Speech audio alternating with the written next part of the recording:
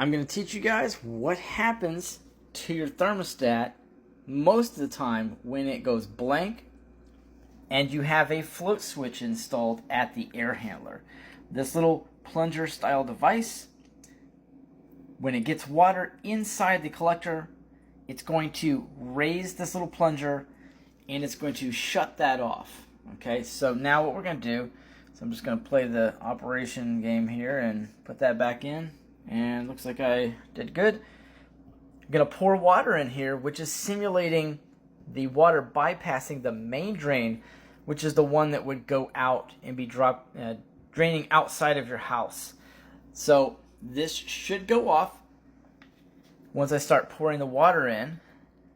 Let's go ahead and get that. Okay, that's now pouring in. Let's watch this as I pour it. Boom. Now that's out. And there is water inside of our safety switch.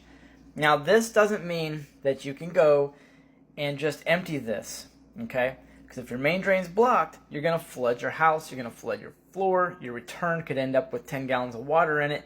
Very unhealthy situation, can do a lot of damage to your home. So you got to call a professional. They're going to attempt to wet vac out the main drain. They can use chemicals like the drain solve that we use. I do not recommend you guys ever try to use the drain solve. If you get that on your skin, it will melt and burn your skin off. And anything it touches, it can permanently do damage. So, that being said, when this has water in it, it's going to shut off. Now, we'll pull this. I hope I don't have too much water. Well, a little bit in there. Let me see, we're still blank. I'm going to go ahead and pour this out. And boom, so we're back on now, okay? So now I'm putting this back. We're simulating, hey, yeah, you had a pro come out and clean the drain line, and you don't need a drain solve but once every few years if you're maintaining it properly, and probably not even but once. If you do it right and you get it maintained and they put drain pan tabs in, the air handler, okay, so that will be very helpful. Now, if I'm going to show you one more thing.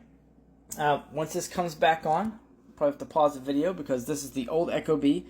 This is probably my favorite ecobee of all time, by the way. I like this one. It was the first gen. You can see the little IR sensor. This is one of the first gens from the COVID days. You know, everybody liked it because it would come on. You didn't have to touch it. You could go on your phone. That is not why I like it. I just like it because it was super functional. So now it says calibrating. So you can't expect these to come on right away. All the new thermostats will calibrate and have a 3 to 5 minute time delay. Now, if there's a time delay on this, and there's a time delay outside on the outside unit, your compressor will not come on until all of that is timed in and cleared. Now, on a side note, I've got a new tool I was getting ready to invent, but I did some research, and in the patentability and novel search, I found there's a guy that already made it. It is a filter puller that is made for tight filter spaces.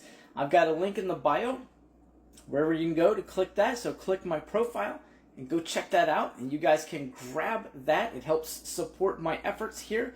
And it'll get you a filter puller. And I'll have one for demo real soon, where you could just take the filters out. Now you can clamp them and pull them out.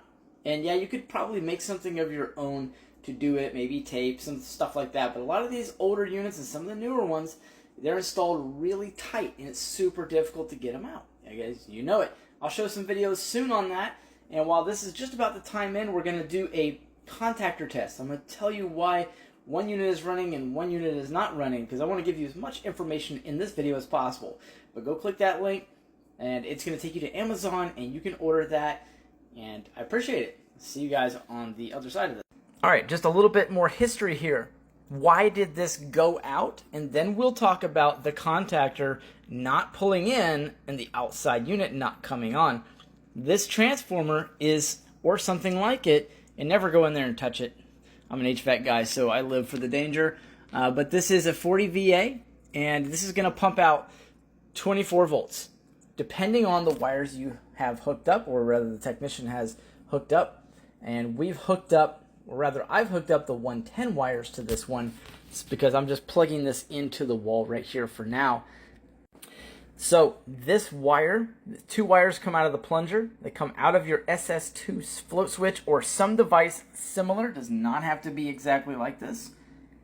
One wire will go and break between the thermostat red wire. This is ideal, and this is the way you'd want it hooked up. Some people hook it up with the yellow wire, and it just lets the inside unit run, and that's not good, because then you're pumping out not just hot air, humid air, and you're pulling moisture into the duct. It's not good. You don't want to do that, and it ruins the health of the home.